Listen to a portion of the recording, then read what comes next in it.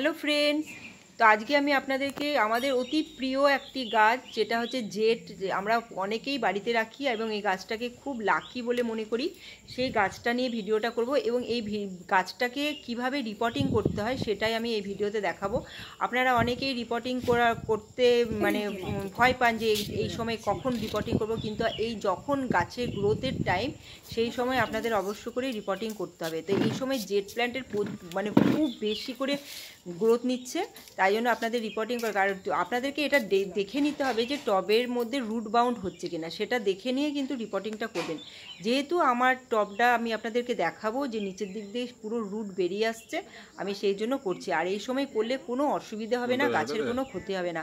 কারণ 2-1 দিনের মধ্যেই মাঝে মাঝে বৃষ্টি হচ্ছে, তো এটাতে গাছটা খুব সুন্দর সেট হয়ে যাবে। মানে আপনার খুব বেশি গরম নয় এই কদিনের মধ্যে, তাই জন্য আমি করে নিচ্ছি।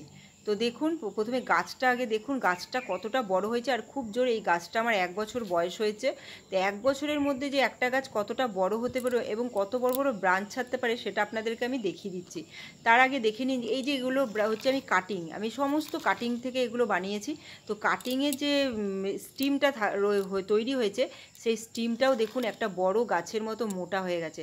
মানে জেট প্ল্যান্ট আপনারা যদি লাগান 1 বছরের মধ্যে খুব ভালো একটা কিন্তু গাছ রেডি হয়ে যায়। এই দেখুন আরেকটা আমি দেখাচ্ছি, এটাও একটা সুন্দর করে মানে গাছের শেপ তৈরি হচ্ছে। এই দেখুন, এই আমি তলাটা সবসময় দেখি হোলগুলো দিয়ে রুট বেরিয়ে আসছে কিনা। রুট বেরিয়ে এলে তখন আপনারা কি করবেন, মানে পটটাকে চেঞ্জ করবেন, মানে রিপোর্টিং করে নেবেন অবশ্য করেই।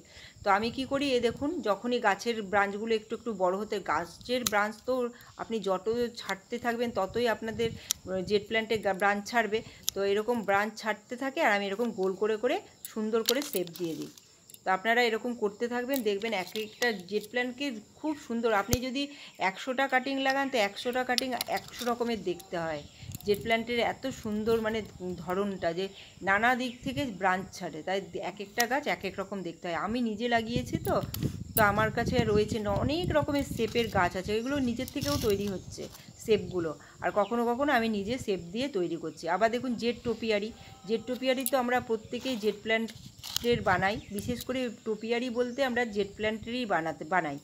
তো জেট টোপিয়ারিও তাই, যতক্ষণ যত বানাবেন আর কী করবেন, ব্রাঞ্চ কাটতে থাকবেন। ব্রাঞ্চ কাটবেন, দেখবেন ওই টোপিয়ারিটা পুরো মোটা। দেখুন আমি হাত দিয়ে ধরে দেখাচ্ছি আপনাদের কতটা মোটা হয়ে গেছে। কিছুদিন আগে দেখিয়েছিলাম তখন কিন্তু অনেকটা সরু ছিল, এখন অনেকটা মোটা হয়ে গেছে। তো এই সময় আপনারা কি করুন, যত যত পারবেন কাটবেন। আর মাঝে মাঝে আপনারা একটু ভালো খাবার দেবেন। যে শুধু ভার্মিকম্পোস্ট বা গোবর সার দিবেন সেটাতে তো গাছ বেঁচে থাকবে, গাছ খুব ভালো হবে। কিন্তু আমি যে সারটা দিয়েছি আমার ভিডিওতে দেওয়া আছে, আপনারা দেখে নেবেন আগের ভিডিওতে যে আমি সারটা দিচ্ছি, সেটার পরে যে গাছের কত পরিবর্তন হয়েছে সেটা আপনারা এই গাছগুলো দেখলেই বুঝতে পারবেন। এই দেখুন, এই একটা টোপিয়ারি নতুন আর কি বানিয়েছিলাম, কিছুদিন হয়েছে, প্রায় 1 মাস হয়েছে। তো 1 মাসের মধ্যে আবার নতুন নতুন করে ব্রাঞ্চগুলো এলোমেলো হচ্ছে। তখন কি করছি, এগুলোকে আমি গোল করে রাউন্ড শেপ করে কেটে দিচ্ছি। আর কাটলে তো আর সেই কাটার যে আমি যে ব্রাঞ্চগুলো সেগুলো কিন্তু একটাও ফেলে দিই না। জেট প্ল্যান্ট সমস্ত আমি পুঁতে পুঁতে রেখে দিই, আবার নতুন করে কিছু বানাই। তো এরকম করে আপনারা কাটতে থাকুন। আর মাঝে মাঝে আপনারা কি করবেন বললাম, একটু খাবার দেবেন, তবে ভালো হবে। আর যখন দেখবেন আপনাদের গাছের পাতাগুলো একদম মানে কি বলবো মোটা হয়ে আছে, তখনই ভাবেন আপনার গাছটা খুব সুস্থ। আর যখন দেখবে মানে গাছের পাতার ভেতর যে জলটা সেটা যখন বেরিয়ে যায়, পাতাটা পাতলা হয়ে যাচ্ছে, গাছের পাতা হলুদ হয়ে যাচ্ছে, তখনই ভাবে জেট প্ল্যান্ট আপনার অসুস্থ হচ্ছে। তখন আপনাকে কিন্তু একটু ভালো পরিচর্যা করতে হবে। তো আমার যে গাছগুলো দেখছেন, প্রত্যেকটা গাছের, কোনো গাছের পাতা এরকম নেই যে জলটা বেরিয়ে গেছে পাতলা হয়ে গেছে। প্রত্যেকটা গাছের পাতা কিন্তু খুব সুন্দর মোটা মোটা হয়ে আছে। আর জেট প্ল্যান্টকে যত পারবেন রোদে রাখবেন, একদম ছাওয়াতে রাখার চেষ্টা করবেন না, ছাওয়াতেই কিন্তু ওইসব পাতাগুলো নষ্ট হয়ে যায়, ঝরে যায়। এবার আমি কি করছি, বড় গাছটা বললাম প্রথমেই আপনাদেরকে রিপোর্টিং করবো, এটা হচ্ছে মাদার গাছ, এটাকে আমি রিপোর্টিং করে দেখাচ্ছি। রিপোর্টিং করতে আপনারা কি করবেন, পুরো গাছটা আর আপনাদের দেখিয়ে দিচ্ছি। দেখুন এই দেখুন তলা দিয়ে রুট বেরোচ্ছে, রুট বেরোলে মানে এবার আপনাকে রিপোর্টিং করতে হবে। আর বছরের মধ্যে যদি এটা 1 বছর যেহেতু বয়স হয়ে গেছে, তখন 1 বছরের মধ্যে আমি এটাকে রিপোর্টিং করতেও হতো, তাই জন্য আমি কি করছি, রিপোর্টিংটা এই সময়টাই বেছে নিয়েছি। আর যদি দেখেন খুব বৃষ্টি চলে এলো, রিপোর্টিং করলেন, তারপরে মানে সেদিনকেই খুব বৃষ্টি চলে এলো, তখন আপনারা কিন্তু এটাকে শেডের তলায় রেখে দেবেন 2 কদিন, তারপরে আবার রোদে বার করে দেবেন। দেখুন আমি বার করে নিলাম টব থেকে, খুব ইজি, মানে মাটিটা খুব সুন্দরভাবে রেডি করা আছে তো, তাই একটুখানি সুন্দর করে আমি কী করলাম টেনে বার করে নিলাম। এবার দেখুন কি করছি আমি, যে কোনো আপনারা ধারালো চাকু নিয়ে করতে পারেন, আমি কিন্তু এখানে একটা ব্লেড, মানে এটা হ্যাকসোর ব্লেড বলে, এটাকে নিয়ে আমি করছি ধারালো। দেখুন কী করছি, নিচের দিকের হাফ অংশটা আমি বাদ দিয়ে দেবো, সাথে কিন্তু রুটটাও চলে যাচ্ছে মাটির সাথে, কোনো অসুবিধা হবে না। আমি এভাবে রিপোর্টিং করি, আমি অনেক গাছে রিপোর্টিং করেছি, আপনাদেরকে দেখিয়েওছি, কোনো ভয় পাবেন না, এভাবে অর্ধেকটা কেটে ফেলবেন, খুব সোজা। আর আপনারা যদি মাটি ছাড়াতে যান তবে কিন্তু আপনাদের আরও একটু কঠিন কাজ হয়ে যাবে, তাই জন্য যতটা পারবেন আমি যেভাবে করছি দেখুন, প্রথমে নিচের হাফ অংশটা বাদ দিয়ে দিলাম, তারপরে সাইডগুলো কেটে দিচ্ছি। একটা শেপ দিয়ে আপনার টবের সাইজ মতো আপনাকে শেপ দিতে হবে, তবে সুন্দর করে গাছটা বসবে। আর যে রুটগুলো নিচের দিকে থাকে সেগুলোকে আমি কেটে পরে দেখিয়ে দেবো কীভাবে কাটছি। দেখুন প্রথমে মাটিটাকে আমি সাইডগুলো কেটে নিচ্ছি। অনেকে ভাবেন কি এইভাবে যদি রিপোর্টিং করি তবে গাছ খারাপ হয়ে যাবে বা গাছটা কিছুদিনের মধ্যে মরে যাবে, অনেক মানে এটা কিন্তু একদমই হয় না। আপনাকে সুন্দর করে, আর এই দেখুন একটা আমি দেখালাম, এটা একটা কাটিং আমি বসিয়েছিলাম, এটারও খুব সুন্দর একটা ভালো গাছ তৈরি হয়ে গেছে। তো আমি অন্য পটে বসিয়ে দেবো, এই পটে আর রাখছি না, তাই জন্য এটাকে সেপারেট করে নিলাম। এবার দেখুন আমি পুরো অনেক সাইড থেকে মাটি অনেক কেটে ফেললাম। মাটি কেটে রিপোর্টিং মানেই কি, আপনি যে রিপোর্টিং করছেন মানে পট থেকে বার করে আবার পটে বসাচ্ছেন এবং নতুন মাটি, একটা সুন্দর দেখে মাটি তৈরি করে করতে হবে। আর জেট প্ল্যান্টে তো বললাম বেশি করে কিছু খাবার দিতে হবে না, আমি যেই খাবারগুলো বললাম ঘরোয়া খাবার ওইগুলো দিলেই হবে। আর দেখুন যে সাইডের যে ব্রাঞ্চ মানে রুটগুলো হয়েছিল ছোট ছোট, সেই রুটগুলো আমি মানে সেভ করে কেটে নিচ্ছি।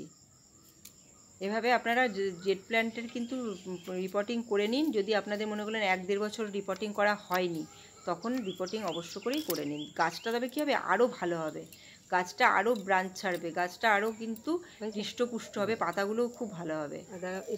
এটাই হচ্ছে ব্যাপার, নতুন নতুন খাবার পেয়ে সেটা ঠিকঠাক হবে। আর এর স্টিমটা দেখুন আপনারা, এই 1 বছরে যে গাছ কত মোটা হতে পারে সেটা দেখুন। আর জেট প্ল্যান্টকে আমরা দেখুন ঘরে রাখি বাইরে রাখি, তবে ঘরের গাছকে আমাদেরকে বাইরে বার করতে হবে, নাহলে পাতাগুলো ঠিকঠাক থাকে না। বাইরের যে গাছগুলো আছে আমার, সেই গাছগুলোই আমার কিন্তু খুব ভালো আছে। আর পাতার কালার দেখুন কতটা সবুজ। আর টবে যখন বসাবে, যেহেতু এখন বর্ষা আসছে, টবের যে হোলগুলো আছে সেই হোলগুলো কিন্তু আপনারা অবশ্য করে চেক করে বসাবেন। দেখুন নিচের যে ছিদ্রটা থাকে সেটা তো ঠিকঠাক আছেই, সাইডেরগুলো কিন্তু অনেক সময় মুখগুলো বন্ধ হয়ে থাকে, আমরা বুঝতে পারি না। সেই হোলগুলোকে আপনাদেরকে এরকম লোহার রড দিয়ে আর কী করবেন, মুখটা খুলে দেবেন ডিশে বড় করে। আর যেহেতু এগুলো মাটির টব, এগুলোতে 1টা 2টো 3টেই থাকে, বেশি হোল থাকে না। তো আমি দেখুন এত মাটি আর রুটগুলো এতটা বাদ হয়ে গেল, এই মাটিটা আমি এখন ব্যবহার করব না, এটা পরে শুকিয়ে আমি আবার অন্য গাছের জন্য রেডি করব।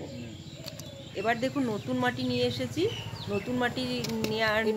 এবার কি মাটির মধ্যে কি মেশাচ্ছি দেখুন। প্রথমে মাটিটা তো একটা শুকনো মাটি নেবেনই, একদম ঝুরঝুরে, একদম দেখতেই পাচ্ছেন কোনো দলা টলা কোনো নেই মাটির মধ্যে, এরকম ঝুরঝুরে একটা মাটি নেবেন।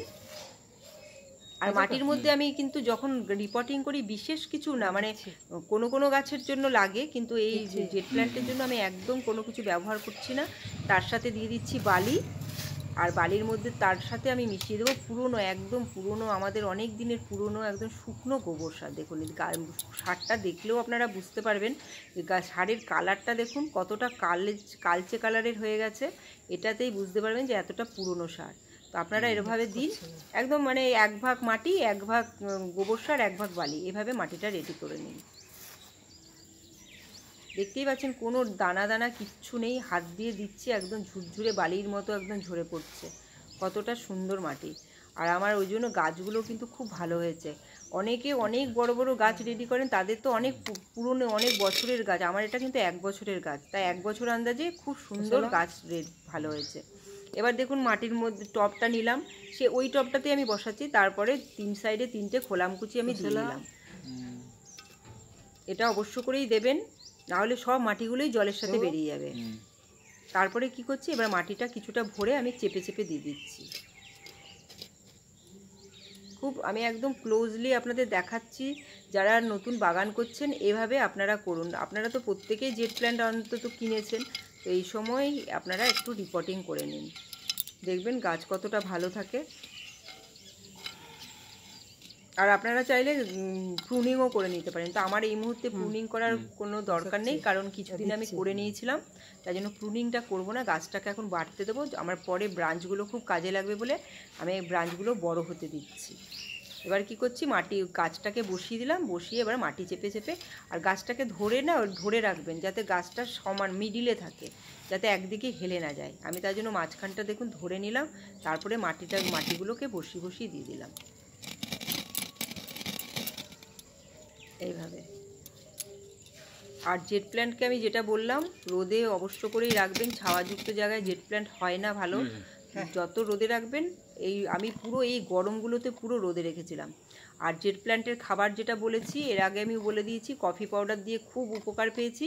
এবার আমি কিন্তু চা পাতা ভেজানো জল দিচ্ছি, সেটা আপনারা এমনি মানে নতুন চা পাতার জলও দিতে পারেন, আবার ওয়েস্টেজ চা পাতাটা ভিজিয়েও রেখে জলটা দিতে পারেন, দুটোর মধ্যে দিতে পারেন। দেখবেন এতে গাছের পাতাগুলো কতটা সবুজ হবে, খুব ভালো হয় এই চা পাতা আর কফি পাউডার দিলে। এরকম সার আমি কিন্তু খুব ব্যবহার করি মাঝে মাঝে, মানে 15 দিনে একবার, যে ঘন ঘন সার দেবো সেটা কিন্তু করি না। আমার দেখুন আরও অনেক করা রয়েছে, সব গাছগুলোতেই আমি দিয়ে দিচ্ছি এরকম চা পাতার জল, এরকমই মাঝে মাঝেই দিয়ে দিই। আপনারা ভিডিওটা দেখবেন, ভিডিওটা যদি ভালো লাগে লাইক শেয়ার সাবস্ক্রাইব করবেন। আর যেই গাছটা রিপোর্টিং করলাম সেই গাছটাতেও কিন্তু আমি এবার জল দিয়ে দিচ্ছি, এটা খালি জল, এটা কিন্তু ভাববেন না যে চা পাতার জল, যেহেতু গোবর সার দিয়ে বসিয়েছি, এখন কোনো সার আর ব্যবহার করছি না, এমনি জল আমি দিয়ে দিলাম, নতুন মাটি দিলাম তো। আর যেটা বললাম, বৃষ্টি যদি চলে আসে আজকের মধ্যেই, মানে যেদিন রিপোর্টিং করলেন সেদিনকে শেডে অবশ্য করেই রাখবেন, নাহলে মাটিটা ঠিকঠাক সেট হবে না গাছটা, ওই জন্য। আর যদি রোদ থাকে তো ভালো, রোদের মধ্যে রাখবেন। তো ভিডিওটা আমি এখানে শেষ করছি, বাই বাই, টেক কেয়ার।